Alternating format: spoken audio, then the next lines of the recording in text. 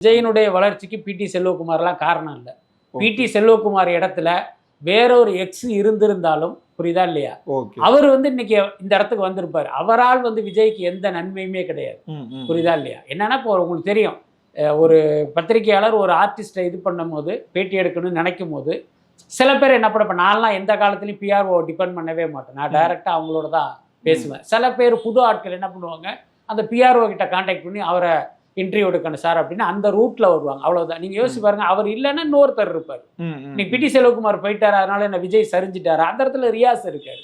அதனால விஜயால் பிடி செல்வகுமாருக்கு தான் லாபமே தவிர இவரால் அவருக்கு எந்த நன்மையும் இல்லை. இப்போ எங்களை சதி பண்ணி பிரிச்சுட்டாங்க அப்படின்னு சொல்றாரு. இந்த சதி பண்ணவர் யாரா சார் இருக்கும்? அவரு யாரை மென்ஷன் பண்ணி சொல்றாரு? இல்ல எனக்கு தெரிஞ்சு புஷி ஆனந்தை தான் சொல்லுவாருன்னு நான் நினைக்கிறேன். அப்படி இல்லைன்னா ஜெகதீஷை சொல்வதற்கு வாய்ப்பு இருக்கு. உண்மையில பாத்தீங்கன்னா யாருமே சதி பண்ணல.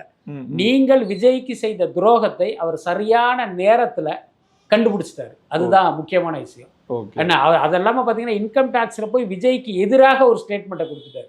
என்ன சார் சொன்னாரு? அது இல்ல, அந்த இடத்துல பாத்தீங்கன்னா அந்த கட்டத்துல ஒரு ஐடி ரெய்டு நடந்தது. பிடி செல்வகுமார் வீட்லயும் ஷிபு தமீம் வீட்டுல 2 பேரும் சேர்ந்து தான் அந்த புலி படத்தை தயாரிச்சாங்க. அந்த காலகட்டத்தில எல்லாம் பாத்தீங்க அப்படின்னா பெரும்பாலும் ஆர்டிஸ்டுகள் வாங்குற சம்பளத்துல பிளாக் அண்ட் ஒயிட் இருந்தது. இப்ப பாத்தீங்கன்னா ஒரு 1 கோடி சம்பளம் வாங்குறாங்கன்னா ஒரு 10 லட்சத்தை தான் செக்கா வாங்குவாங்க அல்லது ஆர்டிஜிஎஸ் பண்ணுவாங்க. 90 லட்சத்தை கேஷா வாங்கிடுவாங்க. இதுதான் எல்லா நடிகர்களும். இதுக்கு இந்த விதிவிலக்கே கிடையாது. சில பேர் நான் பெரிய ப்ரௌட் இந்தியன், இன்கம் டாக்ஸ் கட்டுறதுல நான் கோல்டு மெடல் வாங்கியிருக்கேன்னு சில பேர் சொல்லுவாங்க. ஆனா உண்மை அது கிடையாது. ஏதோ ஒரு ரூபத்துல பாத்தீங்கன்னா பிளாக் மணியை அவங்க வாங்கிடுவாங்க. அதுக்கு விஜய் விதிவிலக்கு இல்லை.